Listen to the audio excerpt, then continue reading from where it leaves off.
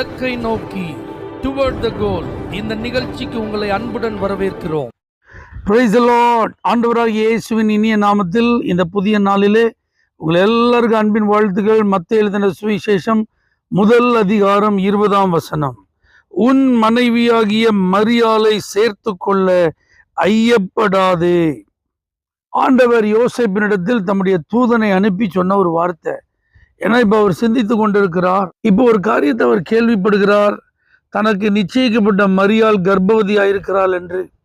அப்போ இந்த மனுஷன் ஒரு நல்ல நீதிமானா இருந்ததுனால அவளை அவமானப்படுத்த வேண்டாம், இந்த மேரேஜை கேன்சல் பண்ணிடும், ரகசியமா அவளை தள்ளி விட்டுரும், நியாயப்பிரமாணத்தின்படி ஊரை கூட்டி பெரியவங்க முன்னாடி இதெல்லாம் தீர்ப்பு பண்ணா கண்டிப்பா அது ஒரு பெரிய வழக்கா மாறும், அது அந்த அருமையான சகோதரி உயிருக்கு ஆபத்தா மாறிடும், அதனால நம்ம சைலண்டா அதுல இருந்து ஒதுங்கிரும் அப்படின்னு யோசிச்சுட்டு இருக்கும்போது ஆண்டவர் ரொம்ப அழகா அவனை வழி நடத்துறாரு. பாருங்க தெய்வ பிள்ளைகளே, ஒரு நீதிமானா நம்ம வாழ்ந்தோம்னா நம்முடைய வாழ்வில் குழப்பம் வராதபடிக்கு கர்த்தர் உதவி செய்வார்.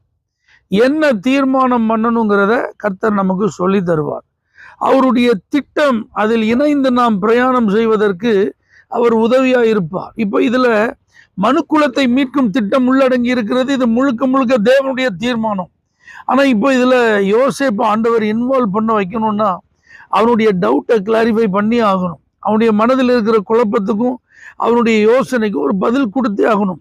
பாருங்க, இது கர்த்தரிடத்திலிருந்து வந்த ஆலோசனை தான், இது தேவனிடத்திலிருந்து அனுப்பப்பட்ட ஒரு வார்த்தை தான் அப்படிங்கிறத நேரடியாக அவன் பார்த்து உறுதி செய்யலைன்னாலும் சொப்பனத்தில் அவனால் அதை உறுதி செய்ய முடிஞ்சது. அந்த அளவுக்கு அவனுடைய உறவு தேவனோடு இணைந்திருந்தது.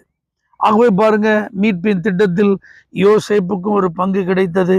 அவனை கொண்டு கர்த்தர் செய்ய வேண்டும் என்று விரும்பின காரியங்களை மரியாள் எப்படி பத்திரமா பாதுகாத்து அந்த குழந்தையை பெற்றெடுக்கிற வரைக்கும் என்னென்ன உதவிகள் செய்ய வேண்டுமோ அத்தனை உதவிகளையும் முகங்கோணாம, மனதில் வேற எந்த விதமான தவறான எண்ணங்களுக்கு இடம் கொடுக்காம முழுவதும் ஆண்டவருக்கு தன்னை அர்ப்பணித்து செயல்பட்ட இந்த மனிதனை நாம் நிச்சயம் பாராட்டி ஆக வேண்டும். இதை போலதான் இன்னைக்கும் ஆண்டவர் அவருடைய மீட்பின் திட்டத்துல, அந்த பரலோக ராஜ்ய சம்பந்தப்பட்ட காரியத்துல நம்மையும் அவர் ஈடுபடுத்த விரும்புகிறார். அதனால நாம் அவரோடு இணைந்திருப்போமானால் நம்மை நேர்வழியாய் அவர் நடத்த போதுமானவராயிருக்கிறார். நாம் எடுக்க வேண்டிய தீர்மானங்கள் குழப்பம் இல்லாமல் எடுக்கப்படுவதற்கு வழிகள் இருக்கிறது. ஆண்டவர் நம்மை அர்ப்பணிக்க வேண்டும் என்று இன்றைக்கும் எதிர்பார்க்கிறார்.